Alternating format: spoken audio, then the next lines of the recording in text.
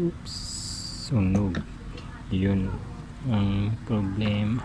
Yan po, meron akong ayusin. Ito yung model niya, Poco X3 Pro yata ito, base sa search ko. Problema niya ay mag power, tapos ayaw din mag charge. Subukan ko dito sa power supply ko kung kakain siya naman. Doon tayo.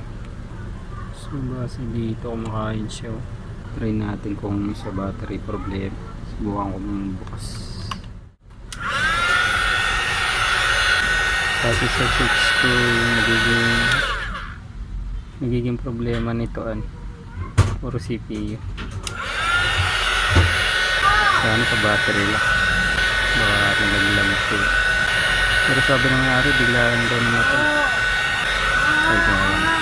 Kapag sa CPU di ko bago, pag sa battery lang natanggal yung battery. Tingnan ko kung bakit ganito yung design niya. Dapat pala matatanggal ito siya. Yan, check ko nga kung may voltage. 2.6. try ko i-charge.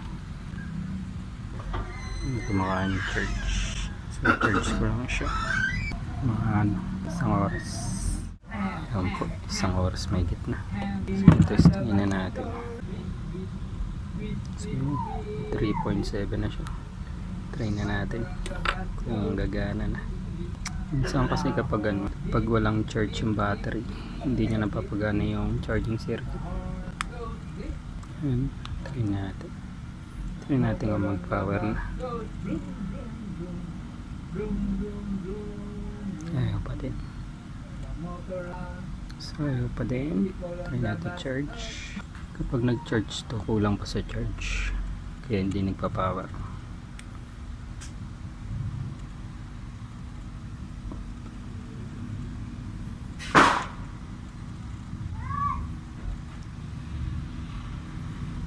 So wala,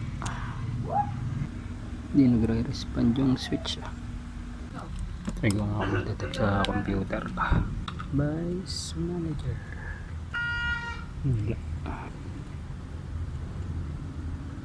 Wala. Try ko nga ibang phone. Charging. Charging cable lang to. Subukan silipin to. Tingnan natin kung meron dito. Wala. Hindi lang siya. Ang charging text lang to. So lang kinalaman to.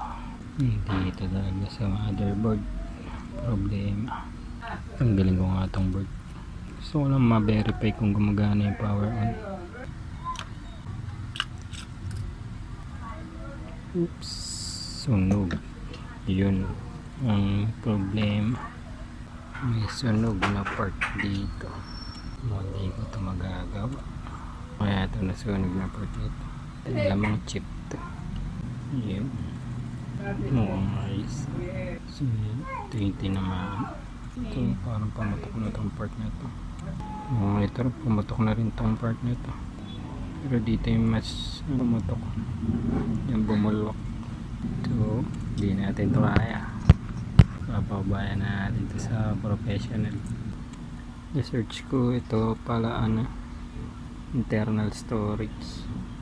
So ito yung switch nya. So yan, pinindot natin. Yan. Tapos ito yung pinaka-common ground. Ito yung volume up. Yan. Ito yung volume down. Yan. So is yung power. So yun talaga problema. Yung internal storage na sira, pumutok. So yun, pabaya ko na to sa professional. Salamat po sa panonood nyo.